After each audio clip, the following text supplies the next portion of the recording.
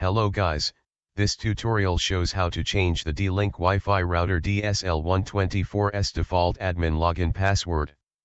First, log into the router using the default password found on the router's box.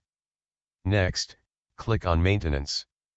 And then click on the password menu on the left-hand side screen. Then select user type. At last, after writing the old password, write the new password and press the Modify button.